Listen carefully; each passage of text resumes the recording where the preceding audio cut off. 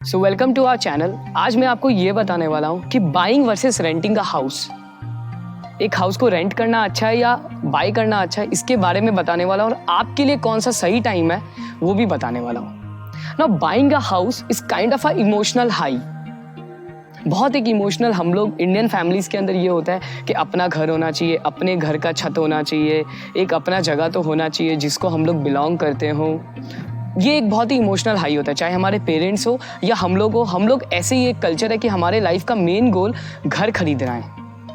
अगर मैं एक घर को खरीदने की बात करूं तो उसके अंदर 3 मेन फैक्टर्स आते हैं। नंबर 1 उसकी down payment, number 2 home loan और नंबर 3 जो हम लोग को इंटरेस्ट पे करना होता है।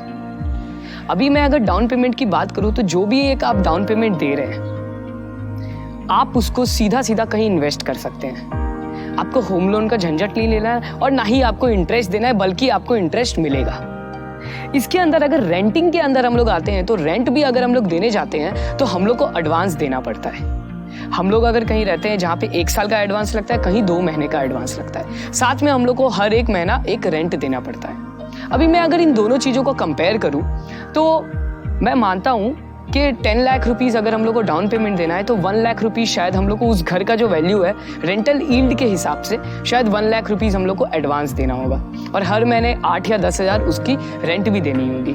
बट EMI की अगर मैं बात करूँ तो एक 50 लाख का घर अगर आप खरीदते हैं जिसके अंदर आप 10 लाख रुपया डाउन पेमेंट देते हैं और 40 लाख रुपया लोन लेते हैं तो इंटरेस्ट बहुत लंबा हो जाता है।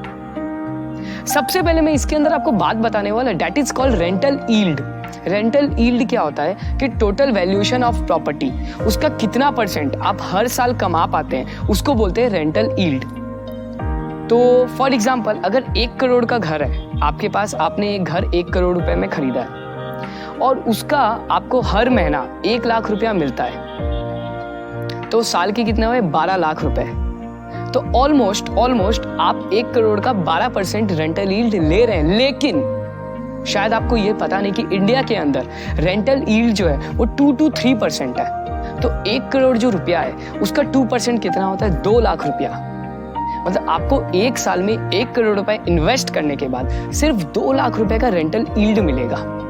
अब हम लोग ये भी मानते हैं कि हर साल रेंट बढ़ रहा है, इसका मतलब घर का वैल्यूएशन भी बढ़ रहा है। तो अगर ये दोनों सेम भी चलते हैं तब भी आपका जो रेंटल यील्ड है वो 2% से तो बढ़ने वाला नहीं है, क्योंकि रेंट अगर बढ़ रहा है तो वैल्यूएशन भी बढ़ रही है। तो रेंटल यील्ड के ऊपर आप नहीं कमा पाएंगे। तो अगर वो 1 करोड़ रुपए आप किसी शेयर मार्केट या कहीं और इन्वेस्ट करते तो मिनिमम 8 to 12% आप कमा सकते थे। इसके अंदर एक और पॉइंट आता है कि इंडिया के अंदर अगर हम लोग बात करें, बहुत सारे लोग इंटरेस्ट पेमेंट को समझते ही नहीं है। तो मैं एक एग्जांपल आपको देता हूँ। समझो आपने एक घर सिलेक्ट किया है 25 लाख रुपीस का और आपने 5 लाख रुपए डाउन पेमेंट की है, आपने 20 लाख रुपए का लोन लिया है। उस 20 लाख रुपए के लोन में क्या आपको पता है आपको इंटरेस्ट कितना देना है? अगर 6% भी रहता है और 20 साल के लिए अगर आप लोन लेते हैं तो मिनिमम 9 से 10 लाख रुपया आपको लोन देना है। तो आपने जो प्रॉपर्टी जो खरीदा था 25 लाख रुपए में,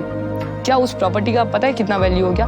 5 लाख डाउन पेमेंट, 20 लाख का लोन प्लस 10 लाख रुपए आपका इंटरेस्ट लगा, तो 25 लाख का प्रॉपर्टी आपको 35 लाख रुपए का पड़ा। 25 लाख का प्रॉपर्टी 35 लाख का, क्योंकि आपने तो इंटरेस्ट कैलकुलेट किया ही नहीं। और मैं ये मानता हूं कि हम लोग सब मिडिल क्लास बैकग्राउंड से बिलोंग करते तो हमारे पास एक बार में 25 लाख रुपए तो होंगे नहीं। रेंटिंग के अंदर बहुत सारे फायदे हैं, क्योंकि आप 1 करोड़ के या 5 करोड़ के भी घर में रहेंगे, उसका सिर्फ 1% आपको हर साल देना है। मतलब अगर आप 5 करोड़ के घर में भी रह रहे हैं तो आपको सिर्फ 5 लाख रुपए देने हैं और वो 5 लाख रुपए इंटू 100 साल अगर करेंगे तब जाके वो 5 करोड़ रुपया बनेगा।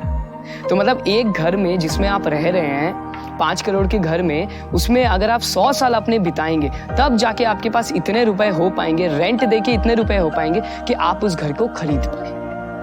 रेंट के अंदर बहुत बड़े बड़े फायदे हैं। नंबर 1 ये फायदा है कि आप कभी भी कहीं भी मूव कर सकते हैं, आप कभी भी एक घर से दूसरे घर में जा सकते हैं, आप कभी भी सिटी बदल सकते हैं। आज आपको 2 रूम वाले घर का जरूरत है, कल आपको 4 रूम या 6 रूम वाले घर का जरूरत भी पड़ सकता है। बट आपने जब एक प्रॉपर्टी या घर खरीद लिया तो वो फिक्स हो गया। अब ना आप मूव कर सकते हैं ना आप सेल कर सकते हैं, और सेलिंग में भी हम लोग को पता है कितना झोड़ झंझट होता है। तो ये था मेरा टेक बाइंग वर्सेस रेंटिंग के ऊपर, जिसमें मुझे लगता है कि renting a house is better than buying a house.